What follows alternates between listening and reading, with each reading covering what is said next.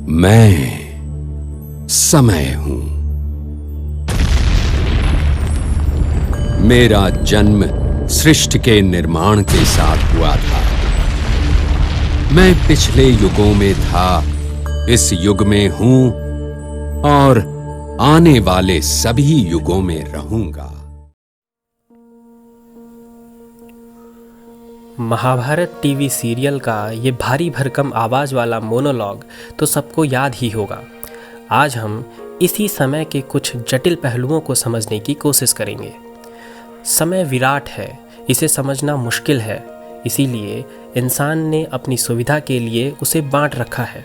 सदी, दशक, साल, महीने, हफ्ते, दिन, रात, घंटे, मिनट और सेकंड में।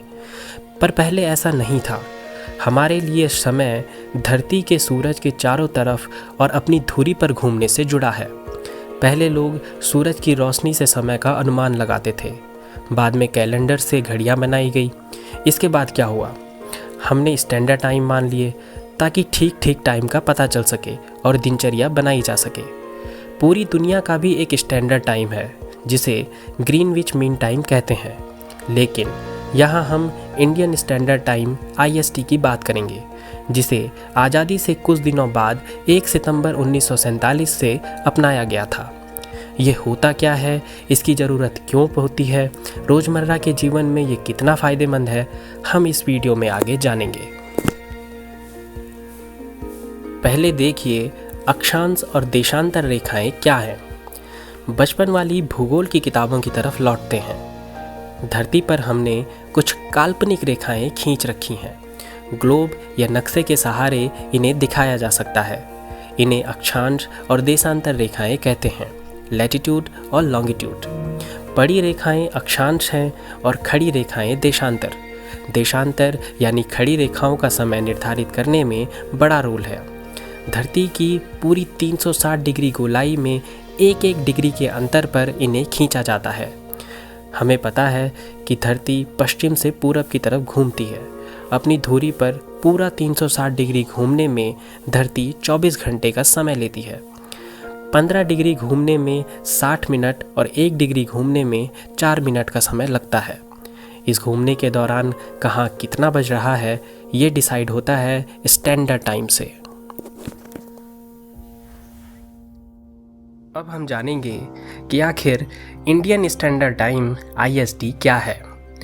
भारत में पश्चिम से पूर्व तक की दूरी 2933 किलोमीटर है और देशांतर रेखाओं में भारत 68.7 डिग्री पूर्व से 97.25 डिग्री पूर्व के बीच है। पश्चिम में सबसे किनारे गुजरात और पूर्व में सबसे किनारे अरुणाचल प्रदेश हैं। इन दोनों के बीच 29 डिग्री देशांतर का अंतर है। जब धरती इतने डिग्री घूमती है तो दोनों प्रदेशों के समय में करीब 2 घंटे का अंतर आ जाता है। मतलब अरुणाचल में सूरज की किरणें गुजरात से 2 घंटे पहले पड़ेंगी। इससे दिक्कत हो सकती है ट्रेन फ्लाइट की टाइमिंग से लेकर तारीख में। तो फिर हमने क्या किया? हमने पूरे देश में स्टैंडर्ड टाइम के लिए बीच की एक देशांतर रेखा पकड़ ली जो कि 82.5 डिग्री पूर्व है।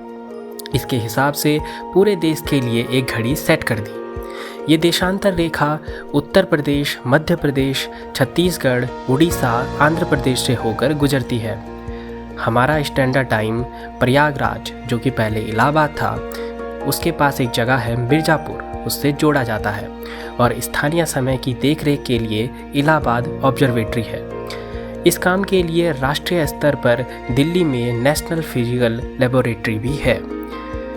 जैसा कि आप फोटो में देख सकते हैं, ये 82.5 डिग्री से गुजरने वाली देशांतर रेखा है जो भारत का स्टैंडर्ड टाइम निर्धारित करती है और बीच में जो ये लाल बिंदु दिखाई दे रहा है वो मिर्ज़ापुर है। भारत का standard time Greenwich mean time GMT से 5.5 घंटे आगे है। GMT को यूनिवर्सल कोऑर्डिनेट टाइम यानी कि UGT भी कहते हैं। ग्रीनविच नाम की जगह यूनाइटेड किंगडम में है। यहाँ से 5.5 घंटे आगे होने का मतलब है कि लंदन में अगर कोई क्रिकेट मैच दोपहर में 2 बजे शुरू हो तो हमें शाम 7:30 बजे से शुरू होता दिखेगा। ये फ़र्क देशांतर की डिग्रियों की वजह से होता है। पहले भारत में 2 स्टैंडर्ड टाइम हुआ करते थे, बॉम्बे टाइम और कलकत्ता टाइम, जिन्हें ब्रिटिश राज्य में 1884 में स्थापित किया गया था। तब दोनों शहरों के बीच 1 घंटे 9 मिनट का अंतर होता था। पूरे देश के लिए 1 सितंबर 1947 को इंडियन स्टैंडर्ड टाइम स्वीकार किया गया। इसके बाद 1948 में बॉम्बे टाइम और 1955 में कलकत्ता टाइम को पूरी तरह खत्म कर दिया गया।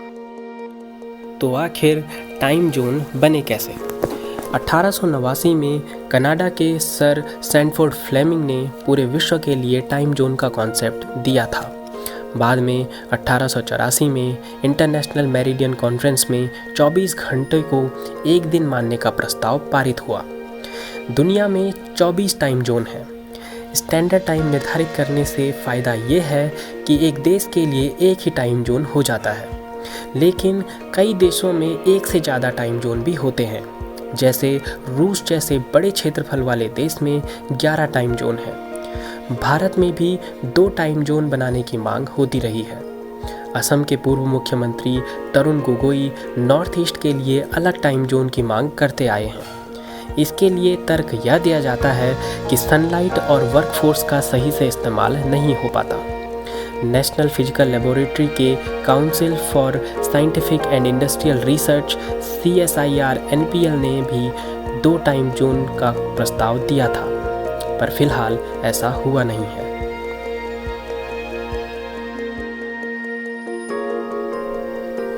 तो इस वीडियो में हमने टाइम के कुछ जटिल पहलुओं के बारे में जाना।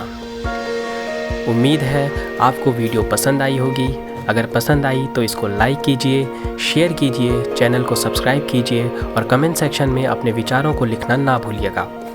आपके विचारों और सुझावों का हमेशा स्वागत है।